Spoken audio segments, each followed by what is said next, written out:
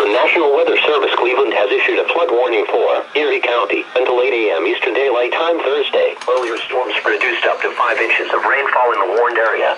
Although the rain has stopped, the threat for flooding continues from residual runoff. Small streams and creeks will continue to rise and may come out of their banks in response to the earlier storms. Low-lying and poor drainage areas could continue to hold enough water to endanger motorists through the overnight hours. Locations in the advisory include, but are not limited to, Castalia, Kelly's Island, Milan, and Sandus Key. Be especially cautious at night when it is harder to recognize the dangers of floods and flash floods. Repeating, an aerial flood warning has been issued until 8 a.m. Eastern Daylight Time Thursday for the following county: Erie County, Ohio. Summer's best event from Cadillac. Let summer try and pass.